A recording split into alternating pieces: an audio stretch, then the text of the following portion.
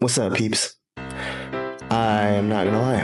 I don't know if this is ever gonna feel comfortable. But that's the point, right?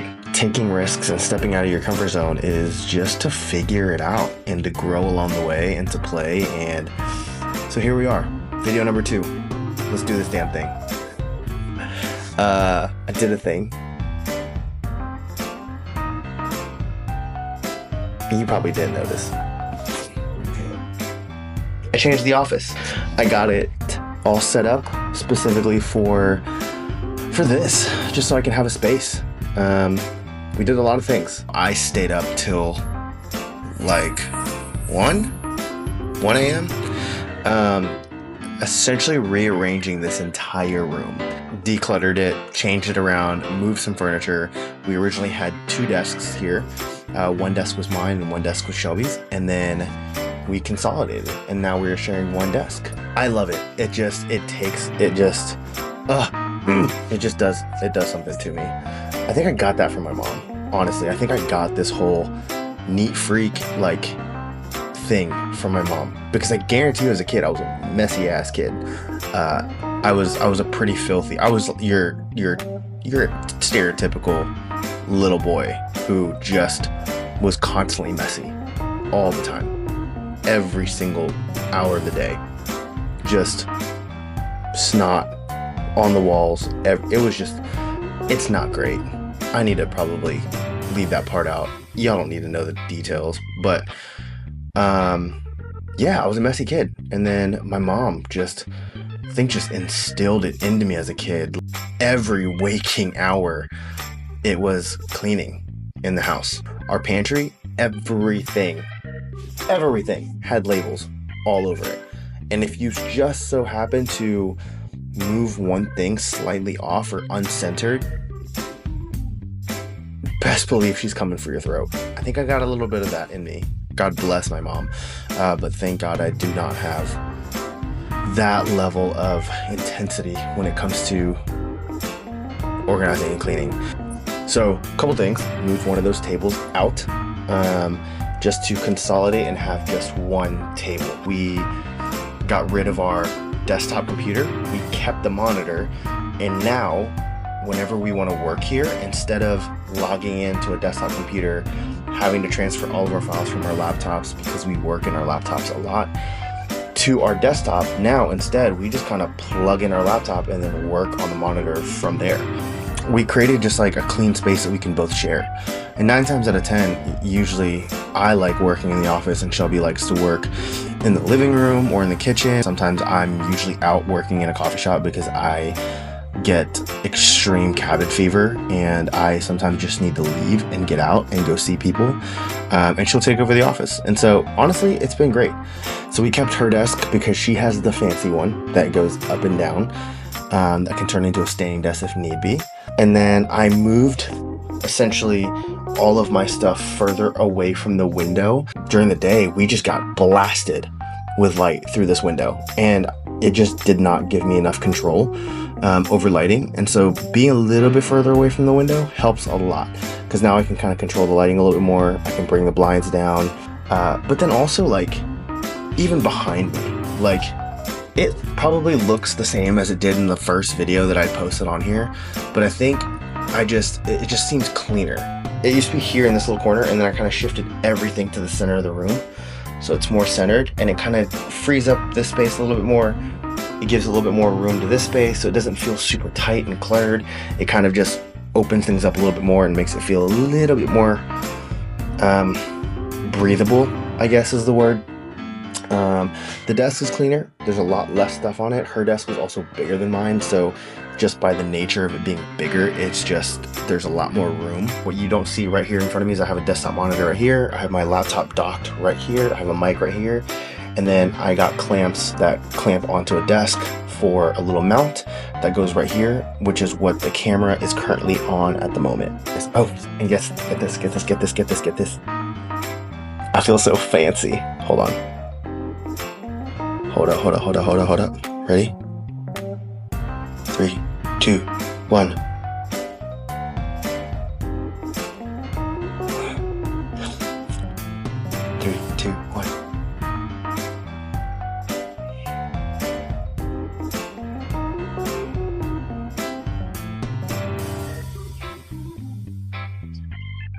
I could get used to this. And then, ready for it? So much. This is 18%. I like to keep it a little dark. It feels a little bit more moody this way.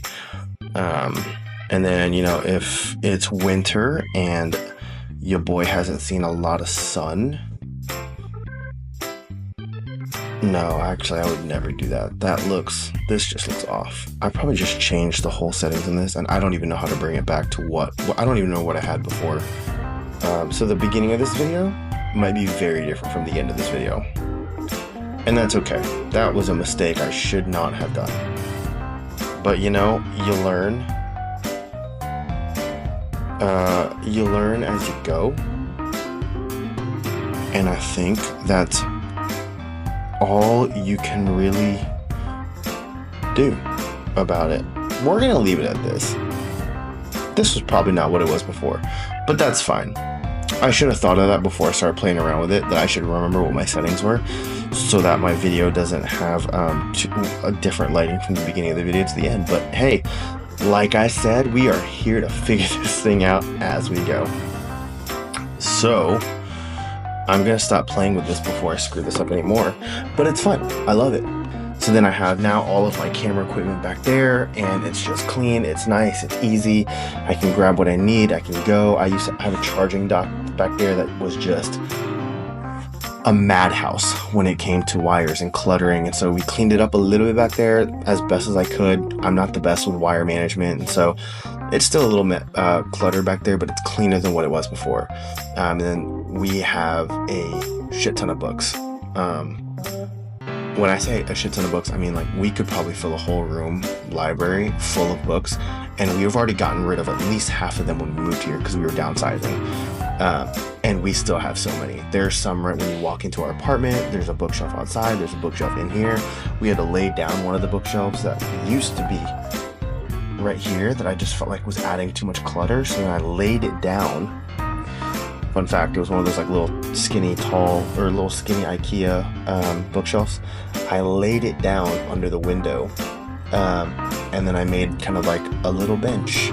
And it looks actually pretty freaking good. And so we're kind of just, again, we're figuring this out as we go. You're probably wondering why I did all this. Like, man, he is freaking committed to this whole YouTube thing. Yes and no. Shelby and I do this thing where we kind of have a tradition where we dedicate the year to a specific word. And we kind of spend some time through it, thinking about it, praying about it, figuring out, okay, what do we feel like is the word that we want to kind of grip onto this year that's going to kind of projectile us into where we feel like we want to go or where we feel like we need to be. I usually pride myself in having some pretty badass words, I'm not gonna lie. Just really fun, encouraging, you know, cool words that I can kind of just find inspiration from. I remember telling Shelby, I was like, the word that I'm getting is a word I don't want. It's the word discipline.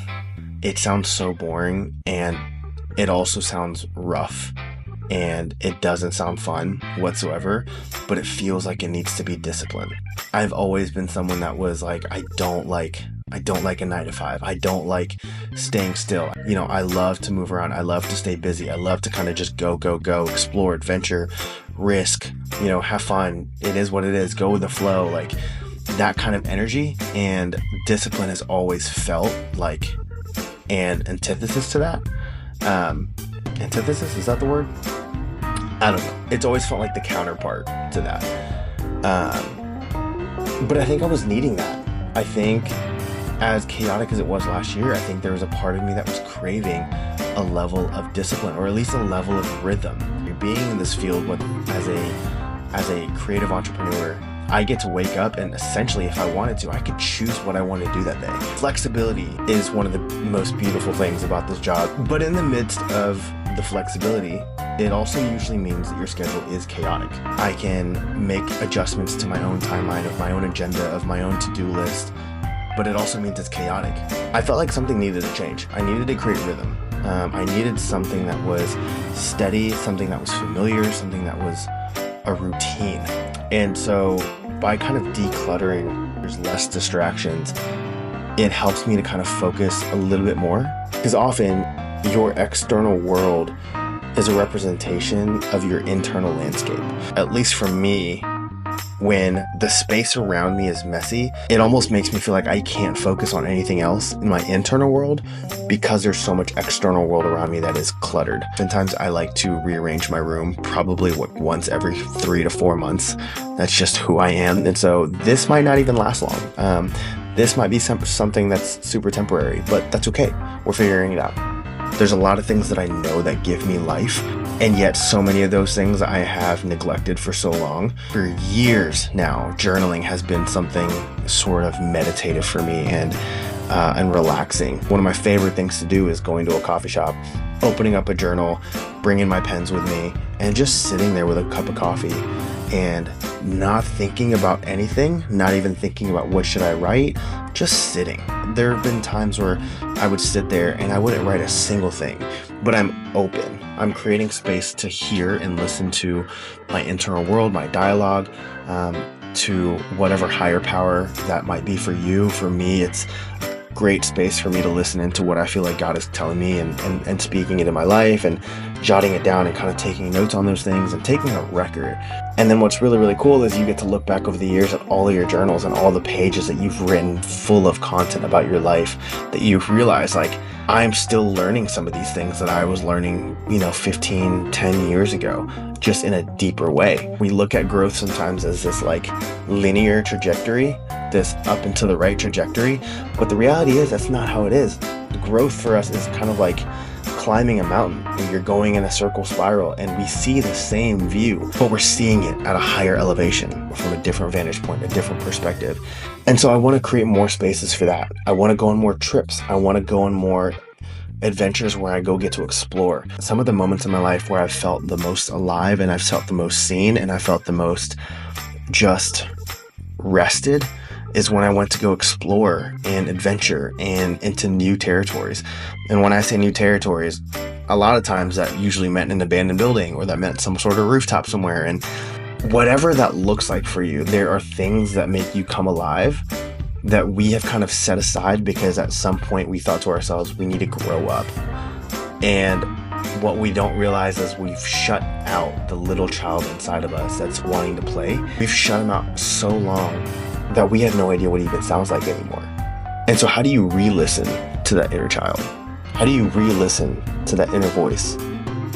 I feel like I have all of these ideas that I want to do, but I don't have the time or the space to do them. But the fact that I'm even dreaming again is huge for me.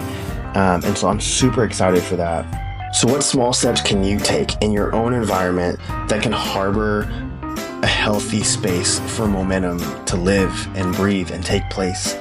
For some, I think that's setting time in the morning just to be with themselves in the process. And I know for me, that's a big thing. For others, it's going out to nature and just seeing and being and breathing. For some, it's just setting an hour of your day to just play with the things that you're passionate about. Whatever that looks like, I think we all have an opportunity to kind of lean in, to take a step forward into the thing that actually makes us come alive. I'm still figuring this journey out for myself. I'm super curious to know what this might mean for you guys and what kind of journey this means or what's even helped. I'd love if you'd comment below like things that have impacted your life that you realize just gave you so much life. Or maybe there's things that you are wanting to start stepping into. Hell, write it down in the comments and we would love to kind of stay in touch and figure out, okay, how do we do this? How do we actually walk in this together? And it might be a source of encouragement or a source of light for somebody else watching as well. So we'd love to hear your thoughts on this. If this at all hit you in any way, I guess this is the time when I ask the weird ass question of, would you like and subscribe? If this is something that hit you, hit that like and subscribe. And I'm so looking forward to growing alongside this community with all of you guys. So thankful for you guys that are willing to listen in and journey along. And we'll see you in the next video, I guess. I never thought I'd be doing this. Love y'all.